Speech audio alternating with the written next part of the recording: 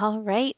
Excuse me. Good evening, everyone. We will get started here. Welcome to OCHN's January SUD Community Workshop. We are so excited to have you to kick off year 2025. So happy New Year, everyone. Hopefully, you all had a great holiday season and staying warm in this frigid cool weather that we are having. But I know I have some hot tea here, so hopefully have something warm to keep you toasty here while we are about to jump into our presentation. A couple housekeeping items before we get started. As always, there is 1.5 McBab CEUs that are available for you for full attendance. Just please wait till the end when we will give out the evaluation. And once you submit that evaluation, about 10 business days or so is when you'll receive your certificate. Please keep in mind that time frame is business days. Also, make sure you are muted throughout the training to make sure that we hear everything that Justen is providing information on for us. If you do have a question, please raise your hand or put it in the chat, and we'll be happy to call on you or to ask Justen the question himself or for ourselves to him to make sure the knowledge that you are seeking, we will get the answers to. I know he will have. In the meantime, sit back, relax. We are going to turn it over to Justen here, who is one of our partners with the Alliance of Coalitions for Healthy Communities. Justen is the lead prevention specialist and designated youth tobacco use representative. And so we are so excited to have him be the one that lead us today on what parents and caregivers need to know with vaping and marijuana. So I will turn it over to Justen. Welcome. Thank you, thank you, thank you, thank you all so much for having me. Shout out to all of my folks who are on camera. I love seeing all the beautiful faces out there. Mine is a little straggly today because I haven't trimmed my little beard, but it is okay. We are still going to have fun and we are still going to rock and roll with this. So, as was mentioned, my name is Justen Daniels and I'm the lead prevention specialist as well as Oakland County's designated youth tobacco use representative here at the Alliance of Coalitions for Healthy Communities. So, a little bit about our organization really quickly before we hop into our presentation, which is entitled What Parents and Caregivers Need to Know About Marijuana and Vaping. But I always, always, always love to brag on our organization because you see that beautiful looking team up there, those beautiful people up top, right? These are rock stars and they do some phenomenal work. And so, as an organization, our mission is to empower healthy communities through innovative prevention, wellness, and recovery support programming. So, we have a fantastic network of 21 phenomenal coalitions that are servicing over 55 areas, 55 communities throughout Oakland County. And I know we have a couple of them who are here on the chat or who are here in this call. So if you are from one of those coalitions, please drop it in the chat because y'all are special. I know I see Jordan from Huron Valley, as well as Nicole from Madison Heights, and of course my colleague Pepper from the Alliance. So thank you, friends, for showing up and ready to get things rocking and rolling here, everybody. And of course, a special shout out to OCHN, right? They keep me employed. So love y'all. love OCHN. So quickly also before we hop in, what I want to do is I want to go over and read off our substance language statement. And just so that everybody knows, as we are talking about things throughout this presentation as it relates to tobacco, nicotine, excuse me. If you see me waving my arms a little crazy, that means my light went out. There we go, friends. There we go. We are all back in scene. Of course, it will wait and do this when we have a presentation, but it is all good nonetheless, right? So again, just going over the fact that all mentions of tobacco, nicotine, cannabis, THC, CBD, or marijuana refer strictly to commercial products and not to products used by Native or Indigenous communities for sacred and or cultural practices. So just wanted to get that out there and let you all know that we're talking strictly about commercial products as well as commercial and or recreational use. So when it comes to our workshop objective, the key things that we're going to cover, they're going to be broken down in 4 primary areas. Number 1, we're going to talk about youth use and access. So talking about what the trends and what some of the data says, as well as doing an overview of the products, as well as learning about the health effects, which is our second objective. So that's talking about what vaping nicotine, what vaping high potency THC, cannabis, or marijuana can do to youth, the impact that it has on their body. We're also going to talk about what risk and protective factors are. So, what these things are in terms of youth. What are things that may put our youth at a greater risk of using marijuana or of vaping? And we're also going to talk about protective factors. What are things that encourage them not to do, things that protect them or keep them safe? Then we are going to end things because I hate to discuss a problem and us not give any options for solutions or how we can go about tackling the problem. So we're going to end off with resource sharing. So we're going to cover what prevention resources, what quit and or cessation resources, as well as what restorative resources are available, my friends. So, to kick things off, we are going to hop right into talking about youth use and youth access. And so, we're going to start off with vaping. So, I know everybody generally knows what vaping is, but just in case you are unfamiliar with them and some of the different devices, vape products, these are also known as e cigarettes, so as electronic cigarettes, or they're considered electronic nicotine delivery systems. So, ENDS is a popular term that you will hear a lot of professionals, a lot of prevention professionals use for vapes. But these are devices that are going to be battery powered. And what they do is they heat up or they vaporize, quote unquote, these different substances, these toxic chemicals, this e-liquid, and they turn them into an aerosol product. They turn them into an aerosol. So I also like to note that although we hear vaping, people think that it's water vapor. There is no water in these products, and it is not water vapor. These are aerosol, and so that is when those refined particles that folks can breathe in are included in this puff of smoke that goes out. And so when it comes to vaping, right, in Michigan, of course, we all know the legal age to purchase, and this is not only at the state level, but at the federal level, the legal age to purchase tobacco products, which includes ends or vapes, is 21, right? However, some recent data from the Michigan Youth Tobacco Survey indicated that nearly 14% of Michigan high school students are currently vaping. And then if you look at this table on here, this actually breaks down data that is a bit more specific to Oakland County. So this data comes from the Michigan Profile for Healthy Youth, also known as MiFi, where they survey students in seventh, ninth, and 11th grades. And when we look at the percentage of students who have vaped in the past 30 days, what we see is that about 6.5% of our ninth graders have vaped in the past 30 days, and nearly 11% of our 11th grade students have vaped within the past 30-day periods. And then, because not only are we talking about use, we're also talking about access. And sometimes people figure they're like, well, if it's 21, if you have to be 21 to purchase it, how are these kids, how are these teens getting these products in their hands? And if we look at the data, it shows that the percentage of students who have purchased their own vape product within the past 30 days, based on this data, is 13% for ninth graders. And then that number inflates once we get to our older students, our 11th graders, and that comes in at nearly 35%. So that's about a third of students.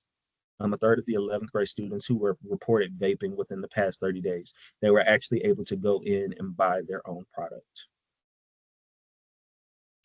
And so when it comes to vaping, right, also some of the key chemicals are things like nicotine, of course. Nicotine is that highly addictive compound, especially when it comes to our youth, because we know that their brains and bodies have not fully developed. But we'll touch on that point a little bit later.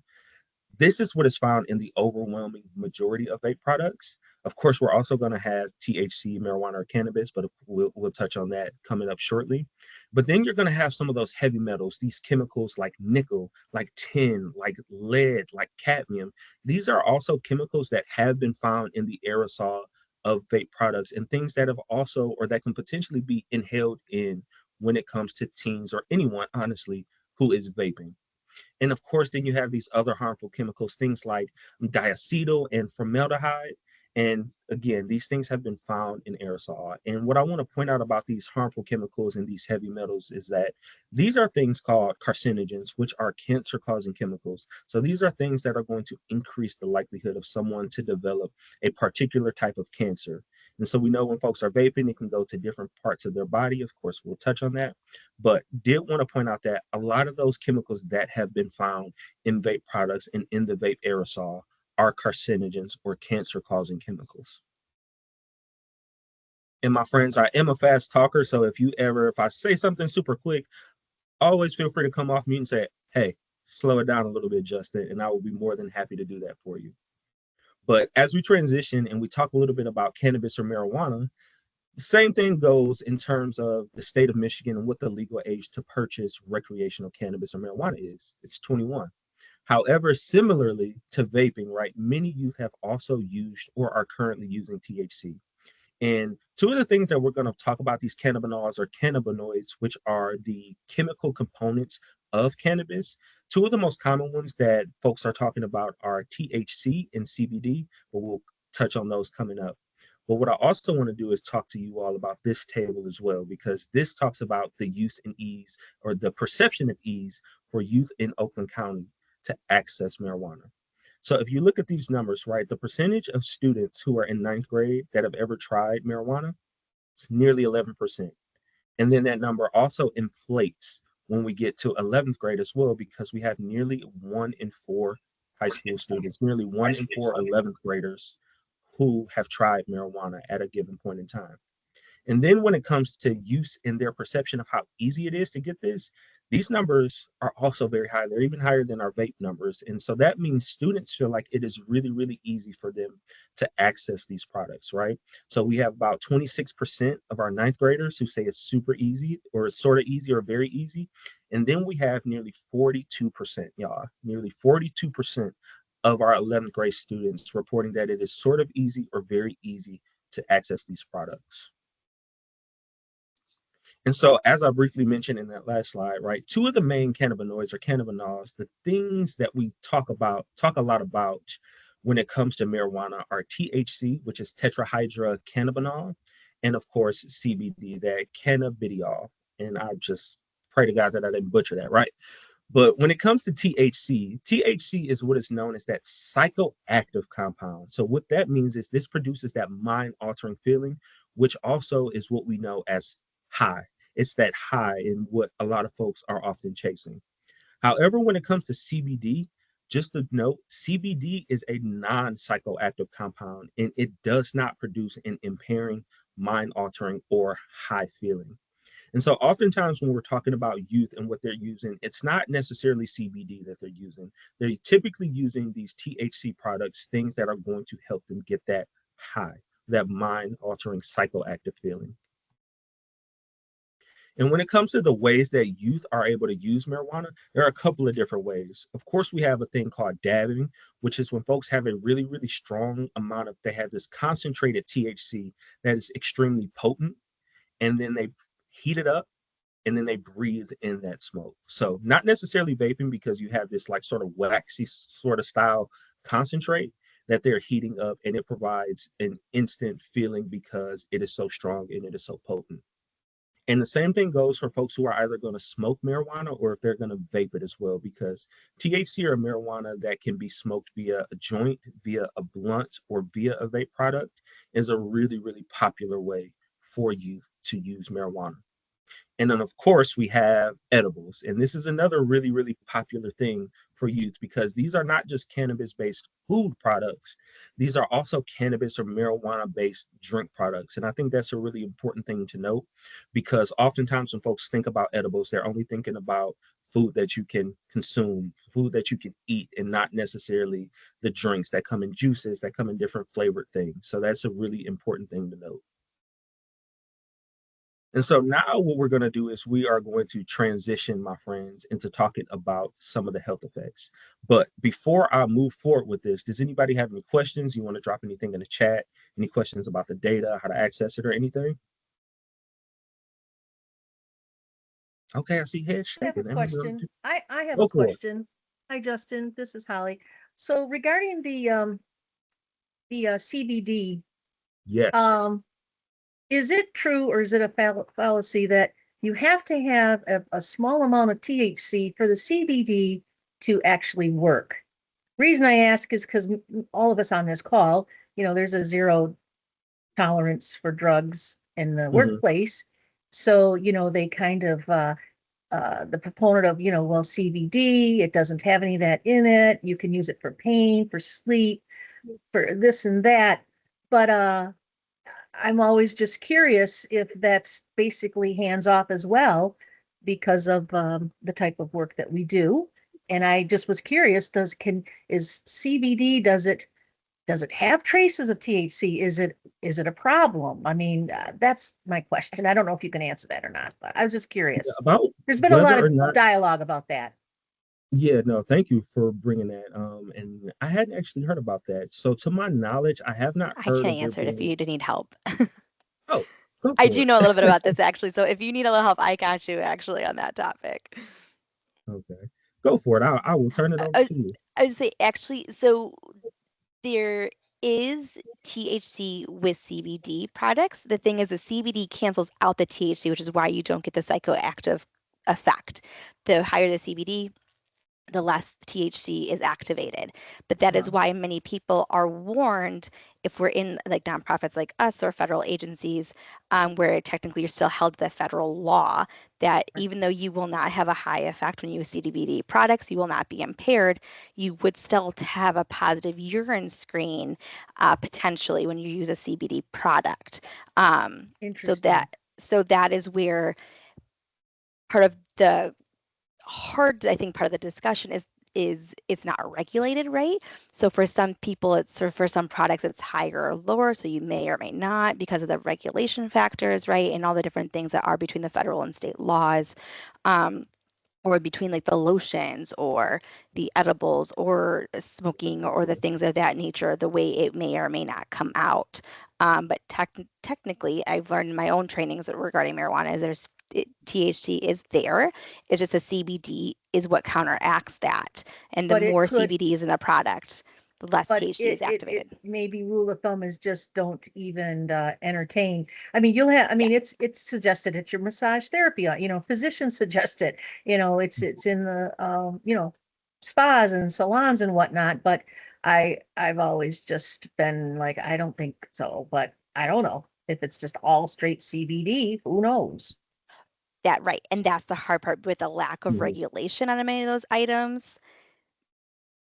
Who you Yeah. don't know. Some products are have third party oh, what's the word I'm looking for? Like regulatory testing, where it's a little bit more honest, Mm-hmm. but not everywhere. So it's doing a lot of research with the different, I think, whether it's a dispensary you may go to, or a massage therapist or a physician even, Right. they may know the more regulated ones that actually have been processed through third party, where they might be giving you an actually true honest product that it's not going to have that effect. But it's doing a little bit more due diligence of research for yourself. Interesting. Okay. Perfect. Thank Thank you. you. And thank you for that question, Holly. And one thing that I want to point out is that you asked about it, and you asked about it as it relates to your staff who are adults. They don't recommend THC or CBD, even though CBD is non psychoactive for youth at all, right? And the thing too is that because this is such a new and emerging thing, that there's still a lot of research that is yet to be done about it. So, what some of the really, really long term effects, how it is going to impact you 10, 20, 30 years down the line can do. So, again, thank you so much. Right. I really appreciate that You're question, Holly. welcome because, I mean, there, I have an 85-year-old aunt and the physician was like suggesting that she do CBD gummies. They don't, Mhm, I mean, it's just like how you guide, you guide somebody. I mean, they're just she happens to have rheumatoid arthritis and Mhm. very much in pain. So it's not, anything mhm, recreational, but it's mhm, And just, so, I'm and saying it's if out her there. physician and her physician might be having, I wouldn't question maybe a medical professional because there is European studies that we can't do in the States because for federally it's a Schedule One drug, so we cannot do. European and other countries, it is not a Schedule One for them, so they actually have the ability to have those blind studies, blind placebos, double blind, the things like that that show us the more the cause effect. Where in the US, all we see a lot of our research is correlation. So that's where a lot of the unknowns come because we can only say these two things relate, but we can't say they cause each other. Yeah. And that is where I would say if a physician, I would go with a physician because there might be some things absolutely. that they know, more current research that we might not be totally aware of. Um, but also it could be correlated research as well. So that's always what I encourage people to look at too, to make that their own informed consent decision making.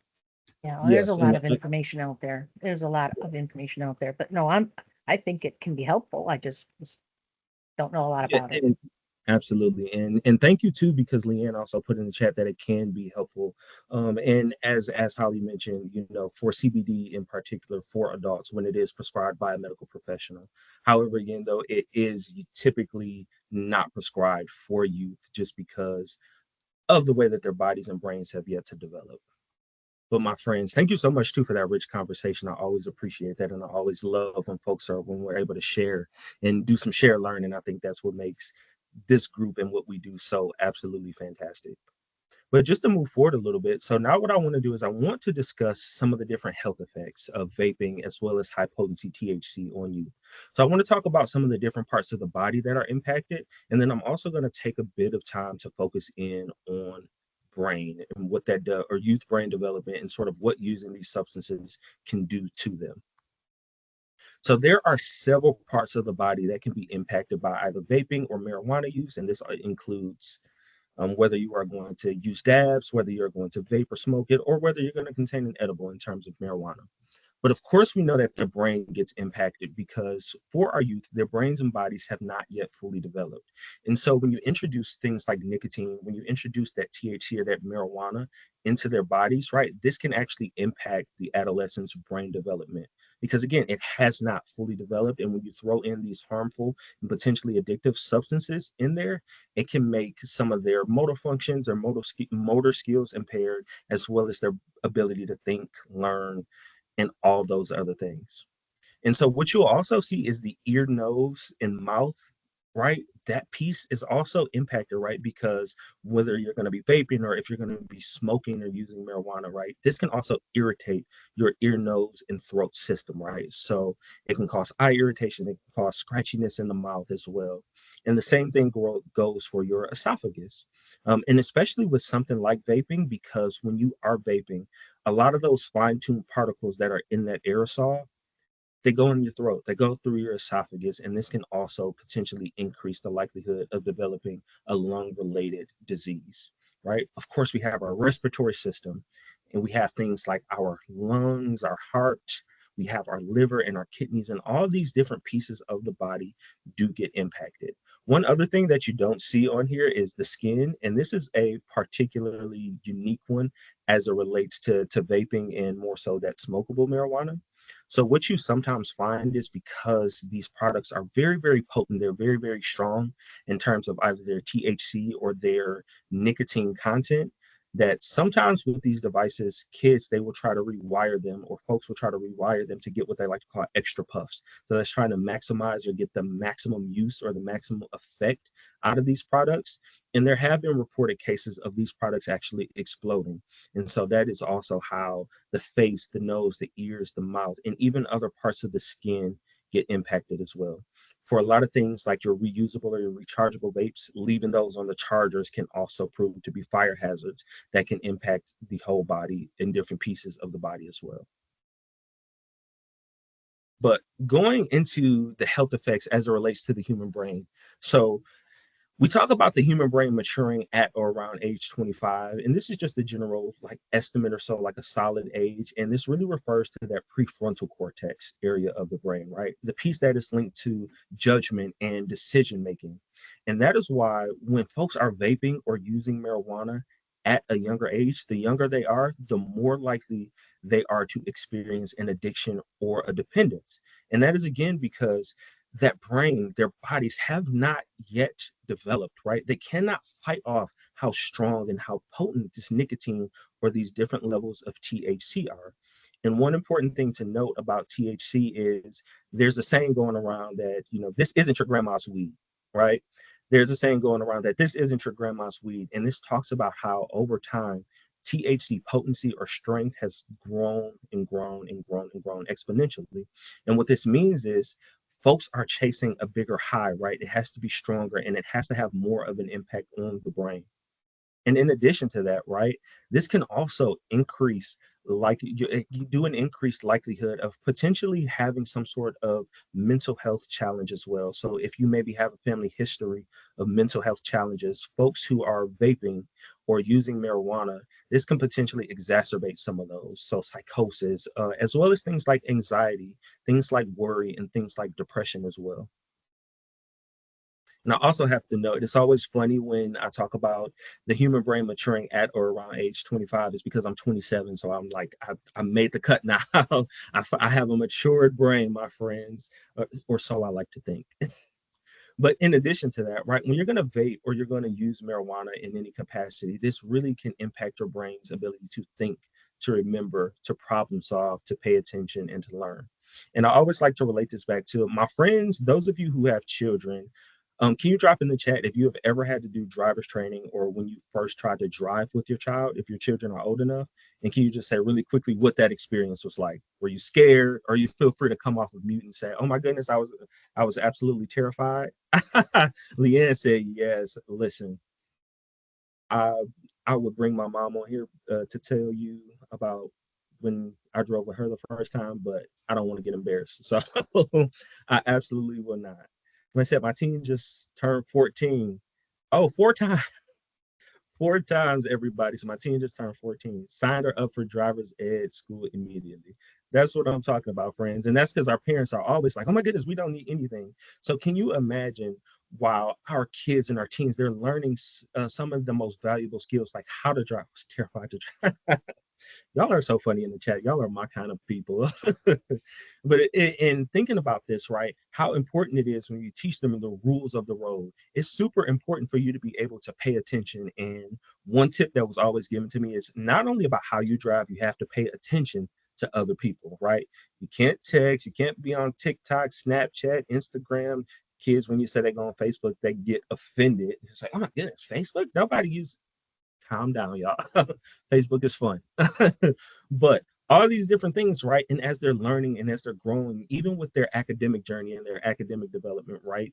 Students who are vaping or using marijuana don't necessarily, there's a lot of data linked to them not performing as well academically as students who don't vape or use marijuana. And it's again because their brains and their bodies have been impacted by either the chemicals of nicotine or that THC marijuana compound. And so now what I want to do, my friends, is I want us to transition into talking about risk and protective factors. And so just a little bit of overview, right? And I mentioned this earlier, but your risk factors, these are things that are going to increase your likelihood or increase the likelihood of a younger person to participate in whatever kind of activity that it is, whether it's vaping, whether it's marijuana, taking in the edibles. This is going to increase their risk of participating in substance use. However, when we have our protective factors, right, these protective factors work to counteract that. So these are things or reasons that folks are going to choose, our youth are going to choose not to vape or to use marijuana. And when it comes to risk factors, I like to break things down in 4 primary risk factors, and that's going to be stress.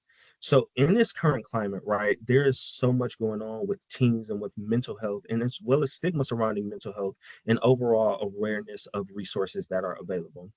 So, what happens is folks feel like if I vape or if I'm gonna use nicotine, right, this is if I'm going to use nicotine or if I'm going to use marijuana or whatever it's going to be for them, they say this is what I like to do because it helps me calm down.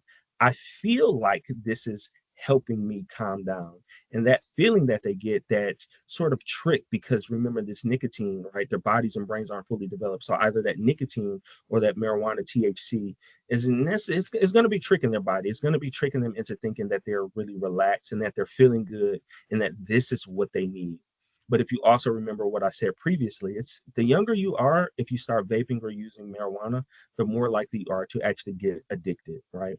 And that's what another one of our risk factors are. You have that stress trying to use it and not necessarily being equipped with some of the other healthier coping skills. But then you have that addiction, right? Because you can get addicted or you can get addicted to nicotine or you can have that dependence on THC or marijuana, right? And we sometimes like to treat it like it's an individual choice, right? Like they chose to do this, and so that this is really, really bad, but not really realizing that their bodies, their brains, they're craving this because these products are so strong and they're so potent now. And you can't just quit cold turkey. You can't just stop. You can't just put down, for most folks, you can't just put down your vape. You can't just stop smoking, stop using marijuana one day. It is a gradual process, and then we don't always treat it like that. So that addiction is 1000% a risk factor. In addition to that, you have that peer pressure, and there is this stigma, especially among younger students, that everybody around me is doing one or both. Right? There's this stigma that everybody around me is doing one or both. They're either vaping or using marijuana or doing both of them together. Hey, they may be vaping marijuana, right, my friends?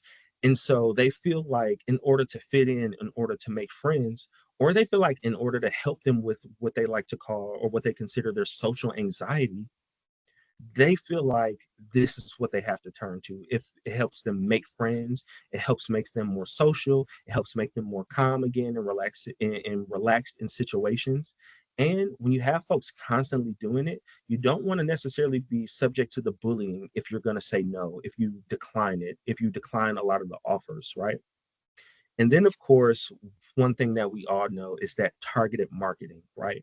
These different products, the different types of products are being marketed to youth. And what we don't realize is that constantly seeing things, constantly having these products marketed to us, constantly having them pop up on their social media feed also tends to make youth more likely to participate in either vaping or using marijuana. And that's one thing that I really want to drive in on, because when it comes to stress and when it comes to addiction and even when it comes to peer pressure, right? A lot of us have a very solid understanding of that and know what that can do. However, or knows what that can do. However, we don't really realize how that targeted marketing, excuse me, comes into play. What you see on my screen here, this picture is actually scanned. This is a real live advertisement. This is a real live advertisement. And when you see them marketing things like the Breeze Pro or the Breeze Prime, the Geek Bars, these are two of the most popular products, especially Breeze. Breeze is actually the most popular vape product in Michigan. And they put these products on here and they market them, and they're not very expensive, right? 10.99 plus tax, two for 30, two for 25, right? These products are marketed as ways that they can be super cheap, super affordable, and that makes them more enticing to younger folks. But in addition to that, just there are several different ways that the products can get marketed to folks, right? You see this mail that goes out, this gets dropped in your mailbox, gets left on your front porch, gets left in your apartment complex, right? You also see those billboards. Has anybody ever been driving up I-75 and seen the billboard that says free weed? A couple of us have, right? And that targeted marketing is done, right? Can you imagine the school bus going somewhere early in the morning? Yes, Nicole said so many. The school bus going somewhere early in the morning and thinking about one of the first things a kid sees as they're still wiping the sleep out of their eyes on the school bus is a billboard that says free weed. And then, of course, we also have that thing called social media. Yes, yes, the flyers are mail and they give free weed. Yes, that's another marketing tactic, right? Where they're going to give you a percentage off of something, or they're going to market it as free weed so that you can come in there and try it. And what we don't realize is that even when we're going to stores or gas stations and when we see the full display of products out there, that also sends a message that this is super popular. And for an impressionable kid, what that can say to them is that if this is super popular and everyone is doing it, maybe I need to try it. Maybe I need to see what it's all about. Another thing, especially something that's more specific to marijuana, is those different types of edibles. Because when you have these different types of products, for one, they like to mimic popular brands. So you see this mimicking gummy bears, this mimicking Reese's cups, and Dorks. That's a play on Nerds candy, the nerd clusters, right? And they're going to have these different types of products. And when you take these products out of the packaging, are there any updates with legislature regarding flavor for nicotine and targeted marketing? That is a good question, my friend. So when it comes to that, those bills did not make it through. So there was a protect my kid bill package in terms of tobacco, my friends. And so they were trying to do a flavor ban because a lot of the flavors are targeted and marketed toward youth. However, it did not make it out of the House committee. So it wasn't able to get voted on to get passed. Thank you. Fantastic question. I like that people like policy like me. I love y'all.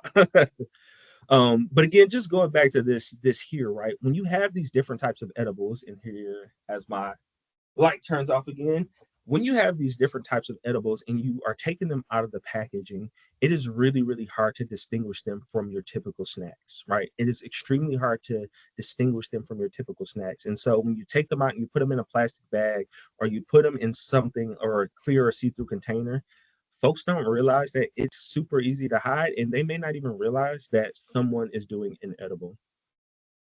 And these new products are making it so much easier for you to access and hide. And when it comes to vapes, there is no difference. I am an intern. I'm sorry, y'all. I'm reading the chat too. I'm an intern at Care, and we also did research and tested out theories. And some places do allow you to DoorDash nicotine items without ID. Yes, my friends, that is another way that folks can access products, right? You are giving that kid $20 and you think they're trying to DoorDash some a restaurant, a pizza. Sometimes folks are DoorDashing these vape products. They can also DoorDash alcohol or other substances, right? And although they're supposed to check ID, it doesn't always happen. So that's another really easy, accessible way for you to get these products in their hands. So thank you for sharing that, Cheyenne, because that is 1000% true. But again, when it comes to some of these new vape products, some of these new devices, right? To you all, these may look like some regular items, but these are actually vape products. So that smartwatch that you see, there is a button where you are able to actually take that screen piece off. So this is not a vape, my friends. This is my actual smartwatch where you can take this piece off and then it turns into a vaping device. That water bottle that you see, they call it a Budsco water bottle, and that is a way for folks to vape discreetly. So makes you think, or it's gonna have people thinking that, oh, you're just taking a sip of water, you're just taking a drink of juice or whatever the case may be. And it looks like a regular water bottle. So when you're going into schools, right, people aren't stopping kids because you have a water bottle. You also have that super bucks, that coffee sort of cup vape type thing that often mimics like a keychain. And you're like, oh my goodness, you have a little Starbucks keychain. How cute, when it's actually a vape device. What you see in this corner, in that bottom left hand corner, that is a pipe bracelet. And so that is a way where folks are able to smoke and they're able to funnel it through and as in bracelet form. What you see here in this middle corner, or in this middle, it's like center section, that's a key fob vape. They call it the low key vape. And so it is disguised, right? It looks just like a key fob. And so we know that our youth are 14 and 15. They're starting driver's training, they're getting cars, they're getting their licenses. So when you see a 16-year-old kid that has a car with a key fob on their keychain, it doesn't send off any bells. It doesn't ring any alarms for anyone. However, they have these products, and this is an actual vape product. And the same thing about this highlight vape as well. For any of my friends that are on TikTok or maybe really into social media, right? This highlight vape is something that actually went viral because it looks just like a highlighter. It has a really sweet scent, but it's actually a vape product. So any questions about those risk factors before we move on? Perfect, my friends, perfect. But there is hope, right? Because a lot of the times when we talk about these issues, sometimes things seem so negative. Yes, they are crazy, Pepper, absolutely. Things seem so crazy, and it can be kind of it can hurt, right? You can be like, oh my goodness, this like, what can we do? But protective factors actually exist, right? Protective factors actually exist. So, and this is something, especially when we're going to talk about our first one, which is going to be sports. This is something that a lot of students tell me. They say, I'm a student athlete. I'm trying to go pro. I want to go to college. I need my scholarship. I cannot do this. I don't want my lungs to be impacted. And I want to make sure that I'm able to stay in tip top shape. And this goes for not even just sports, but anyone who likes to be physically active, because being physically active is a way for folks to cope with stress as well in a healthier manner. And then, of course, you're going to have a lot of that support, that family support, having positive friend support, as well as having that mental health support. That is another really key critical element, right? Being able to have support in different phases from friends, from family, and from other professionals is a really good protective factor. Of course, we have 21, which is the law. And although folks are like, well, kids are still accessing them, overall, the law being what it is a really good way, because for a lot of kids, it does deter them from actually accessing the products. And then when it comes to folks who are in stores who are selling the products, they should Be making sure that they're checking IDs and doing all the things and preventing an underage sale when possible. And then at the bottom, you also have an artistic outlet, right? Having an artistic outlet is something that folks can use as a really, really healthy coping skill, because sometimes we focus a lot on physical activity and sports, and we don't realize that everybody's not an athlete. Compliance checks, absolutely. But we don't realize that everybody is not an athlete. And so football, basketball, soccer, track, cheerleading, this may not be what you need to be able to cope with the different stresses that you're facing as a young person today. However, when you can paint, when you can draw, when you can play an instrument, when you can make music, when you can listen to music, right? These are all some really, really good ways that decrease the likelihood of youth to vape or use marijuana. And so, my friends, before we top into our final section, which is that resource sharing, do you all have any questions as it relates to protective factors? Nope. All good. Hearing nothing, I will proceed. As I mentioned earlier when we first kicked things off, this can be sometimes this has a negative connotation, right? When we talk about these things, it seems like we're only talking about problems, but there are resources out there, and I wanted to share a couple of those with you all. So when it comes to prevention resources, right, just that general education, those educational resources, when we're able to go out and talk to schools and communities about the impact of vaping or what marijuana or using marijuana and what it can do to them. The Alliance, we offer free school-based presentations all throughout Oakland County, right? And we also, again, have that fantastic 21 Coalition network that also offers programs as well as supplemental support that is community specific, right? So we have like Nicole again from Madison Heights. They do some fantastic work in Madison Heights. These programs are available for folks for free. And same thing, those school-based programs, we have community-based programs, right? Because sometimes parents don't know what they don't know. They don't know what products to look out for. They don't know what may be impacting kids, or they may not realize that something can actually impact their child in a more serious or in a more severe way. And so we also come out and do this education for community members as well. This can be parents, this can be teachers, this can be just general concerned community members. We also have prevention. My friend, my friend said, are those resources also available in Spanish? When it comes to our prevention fact cards, we do have our English and Spanish prevention fact card. So this gives you a really high level overview of some of the different substances. So we have them for vaping and we have them for cannabis. We even have them for edibles, right? And they are going to come in English and Spanish. Free resources available in Oakland County via the Alliance. So if anybody's interested, just reach out, let me know. And then, of course, we also have substance specific work groups, right? So if anything I've said has touched you in the deepest part of your soul and your spirit, and I have you jumping, ready to do something, even though I know you all are already doing some absolutely fantastic work, we have these different work groups. We have a Clear the Smoke task force, which focuses a lot on marijuana prevention, resources policy, and things like that. And we also have a regional vape work group, which focuses on the vape equivalent of that. So talking about tobacco, nicotine, vaping, and all those things. When it comes to restorative programming, this is something that's also really, really important because oftentimes kids who are caught, youth who are caught maybe in school, they get a punitive punishment, right, for either using marijuana or for vaping. But what this actually does for a lot of them is this actually takes away from their hours learning, right? This takes away from the overall quality of their education. And so there are restorative programs that are aimed at helping you sort of connect with what it is that made them use, what it is that made them turn to vaping or marijuana, so that we can come up with a really, really good plan and then be able to sort of tackle those root causes together so that we can really promote taking care of that whole student because they're so important, right? And so one of the key ones as it relates to vaping specifically is a program called In Depth.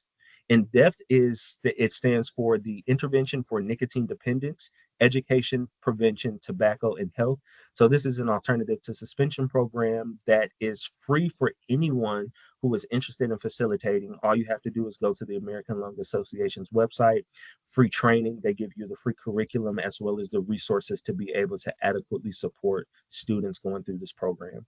And you have a lot of students that do this, and this allows them to still stay in school, but also provides a way for them to start thinking about what it is that is impacting them and how we can move forward with helping them. And then again, the Alliance, we also have a program that is called Prime for Life. This is another evidence-based program. And what it does is it guides participants toward a meaningful understanding of how some of the different things that they encounter in their everyday life impacts or influences the decisions that they make. So these are alternative to suspension programs, right? Restorative programs, so that we're not just sending kids home. Y'all want to know a fact? I heard from a colleague of mine, there was one school that suspended a kid for 30 days, 30 days for vaping, right? And that's a month, y'all. That is a month. That is a really long time. And so we're trying to prevent that. And so still trying to make sure that we're able to help the youth, but making sure that they are also able to stay in school and get all that good knowledge that they need. And then when it comes to cessation and quit resources, what you'll see there are a lot of these that are focused toward vaping, right? And so whether it's My Life, My Quit or the Truth Initiative, those two in specific, those are really, really youth focused for folks that are vaping. And so sometimes teens, right? If you have a teenager, they may say that talking are referrals needed for these restorative programs. It would depend on who's facilitating it. So typically what happens is schools, they reach out to facilitators or they have some folks who are already trained to facilitate the programs, and then they do a referral that way, sort of like an in-house referral. So that's typically the way folks go about it. But again, just thank you for that question as well. Fantastic one. But again, jumping back into the quit or cessation resources, right? We have that My Life, My Quit or that Truth Initiative, where folks can text, right? You can text Start My Quit to that number, or you can text Ditch Vape to this number, right? And this will give you somebody who you can chat back and forth with via text. And these are all youth focused and youth specific. And then again, you have another American loan program that's called NOT, not on tobacco. This is a 10-session cessation program aimed at helping our youth stop vaping. And then, of course, we also have that general SAMHSA hotline, which is 1-800-622-HELP, that is able to help folks who are using substances or experiencing any sort of mental health crises. All right, my friends, I've talked to y'all for like 50 minutes, my friends. Do y'all have any other questions for me? Or do you have any just general comments or anything that stood out to you? Hi, Justin. This is Sherry from OCHN. Very good presentation.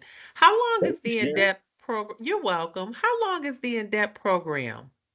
The in-depth program, that is a 4-lesson program. So it just depends on the facilitators, um, like capacity to do it. You have some folks who do the program, this is instead of kicking you out for 4 days after school every day, Monday, Tuesday, Wednesday, Thursday, you can do it, or it can become Monday every week. It just depends more so on the facilitator, but it is a 4-session program. Okay, thank you. Thank you. It's good to see you as well. Yes, good to see you. I'm like, I feel like I'm at a house party. I'm like, all my friends are here. All right. What about some of my other friends? Thank you, Leanne. Listen, energy is listen, I have a lot of it. And it's just when you are so passionate about the great work that we do and you are surrounded by great people like we have here, it's easy to keep the energy. And I'm funny too. I like to think that I'm funny. I like to slide a little jokey joke in there from time to time. All right, my friends, does anyone else have a question? Do you have a session like this tailored to youth? Absolutely, Nicole. We absolutely do. We have a program. Of course, we have our one-time presentations that talk about these different things, but we offer that combined presentation. I have another friend. I see it's meeting guest. I don't know your name, my friend, but I see you have your hand raised, so feel free to come off mute and talk to me. Is that me? Yes, it's you, Yes, it Alex. is. It just Okay. says meeting. It just says meeting guest. What's your name, my friend? Oh, my name's Alex Belanger. All right. Uh, What's up, Alex? hey, yeah, great presentation. Yeah, that really was wild about all of those like hidden devices. But my question is, I work with some teens, and high schoolers and stuff, and usually it's like their mom or their parents are concerned about them vaping, but the kid that doesn't view it as an issue, so it's like can be kind of a hard sell, you can try motivational interviewing and psychoeducation about the brain development and so on and so forth, right? And expect it's just like, okay, so my mom is gonna, pay this white dude with dreadlocks to tell me not to smoke weed. Let's see how this goes. But because there's so much like cultural soft power behind cannabis, with like music and this just whatever. Like, so I feel like it can be hard to um, not come across like just another adult telling them, not like who's not cool, telling them what not to do. And I feel like I'm fighting against this like cultural, sort of perception, I guess, if that makes sense. And I just Yeah, was wondering if you had any thoughts on that. I think what you are saying is absolutely true. Like I said, I'm 27 and I don't consider myself as old by any stretch of the imagination, but sometimes the kids make me feel a little old. And what I see, and this is a really great thing, and this is a special shout out to our coalitions, because what a lot of them do is they engage youth groups. They have their own youth action boards, or they engage other youth in their communities, because it's one thing for us to come in and tell you what it can do, but when you get to talk to your peers and you're able to identify like community leaders or folks that you look, or the folks that they look up to, and spreading some of those positive messages, and you make it a really conversational thing, like a conversational approach, and you always start it off by saying, I always set the ground rule that this is a safe space. Because that's another thing. Sometimes youth don't feel like it's a safe space, especially when we come and we talk to them in school about it. They're like, none of us are going to be honest. None of us are going to say we're going to do it. We're doing this, or X, Y, and Z. We're in school, don't want to get kicked out. But I would say if you have the opportunity to engage other youth who are not doing it, or youth who maybe have vaped and were able to successfully stop, those are some of your great youth champions, and they do a really, really good job, because they can really relate to kids with on that cultural social level.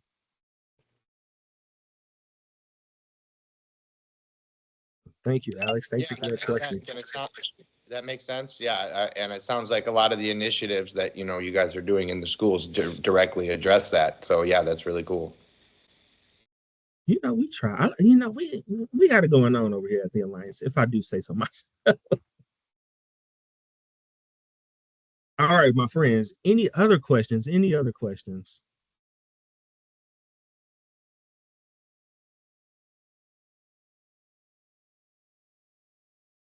All right. Thumbs up if you love me. Oh, thanks, y'all. Thanks, y'all are so kind. All right. Well, hearing no other questions, thank you, thank you, thank you. Hearing no other questions, I will turn it back over to you, Anna.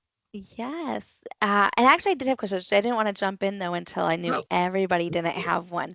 I would just make it the comment with policy and me being, I might not look as old, but I am older. And there was a big thing when I was in undergrad talking about the policy of DARE, right? Not really being effective, but that was the previous prevention programs that we all know and love so much. And it was great for police relationships, but obviously not for substance use, and actually nicotine and alcohol or tobacco and alcohol products were actually the ones that funded it to keep it going, even though we knew research wise it wasn't effective. Are those any of those programs still going, or are we hopefully past like what we are doing, that you guys are doing at the Lions? Those are the programs now that are really staying in the schools and not things like DARE. yes, I have not seen anybody I don't think I've heard of Dare since I was in like middle school. Oh, yay. I haven't heard of anybody doing it anymore, so I haven't seen any Dares implemented recently. But that's another thing to keep in mind as well, is when you do programs like that, sometimes they take on a scare tactics sort of thing. Mhm. And there is a lot of data that shows that utilizing scare tactics is not an effective way for prevention. And so what we try to do is take that conversational approach, use either evidence-based or evidence-informed programs, so that we're able to talk directly to the youth, address the problem, do it in a safe space, but not tell them, this is your brain, this is your brain on drugs. That doesn't work. And Yeah. that's and a lot of the times too, like that it's so emotional. And with all the things that youth are experiencing today, with their mental health, you do not want to do anything that causes an unnecessary emotional uproar. That's just me. Yeah. No, I appreciate that. I mean, I was thinking too, it just seems it's interesting culture shift what we're seeing of where it seemed like believe research was showing that tobacco use was on a decline for a while. There was a lot of like MTV movements and things like that of like not smoking and how it was gross and all these things. And all of a sudden, the electronic version came in, and Mhm. now we're seeing. Looks like the data's up on the rise now with tobacco smoking still going down cigarette wise, but electronic versions are going up. If that's accurate. Yeah, we actually are starting to see some small declines in youth vaping Oh, nationally. yay! So So that's great. they actually just released not too long ago the 2024 youth National Youth Tobacco Survey, and for the past couple of years, taking all those into account, we are currently at the lowest rate of the amount of students who are vaping. Great work. That means great work. Good job, you guys. Fantastic. Yes, it's us, everybody. It's Yeah. us. It's hard. Like you said, it's hard not to do the fear tactic and not. Personally, when I was doing clinical work, I had a young individual who had nicotine withdrawal from because they didn't, or not, sorry, withdrawal, sorry, overdose, because they didn't realize how much they were vaping was equivalent to almost like 19 packs in a day, because of how much and how strong, and many people don't know really what that means, the nicotine level that they are buying or getting, and all those things like Absolutely. that. So you have those moments where you're like, oh my gosh, it's so much, but also knowing that if you have that shock effect, it Yes. And deters what it I'm as a actually way going to do is to, I am so glad you mentioned that. I'm going to take a yeah, note, and I'm going to send an additional resource for you to send out to everyone. yes. Because when you mentioned that specifically as it relates to like the cigarette equivalent in vaping, so there was a study. Stanford had done a study, and they said that a 5,000 puff vape product, when they had about 620 milligrams worth of nicotine, was equivalent to about 590 cigarettes. And so, for my Ooh. friends, for reference, that is 29 and a half packs of cigarettes in a device that is as big as somebody's hand. So And I they will go through send those that. fast Yes. because they just hold it all day and don't stop. So I will send that out to everyone. Thank you for that. Because that's, again, not trying to do scare tactic, but I always that informed decision making here is a fact, just so you know what you're putting in your body. Yes. My friends. Contact information is on there, our website, as well as our general alliance, information email. I will put my direct email in the chat for you all just in case anybody wants to Perfect. talk. Um, love making new friends and love chatting with folks. But again, thank you all so much. Thank you for all the fantastic questions, all the engagement. It is much appreciated, my friends. And we are all in this together. My high school musical. Love it. Love it. Well, thank you so much. And thank you everyone for being here today. So I'm about to get that evaluation out to you all. Just bear with me 1 second because I also want to get to you guys as well. I usually have this pulled up at a time and I didn't, so I apologize.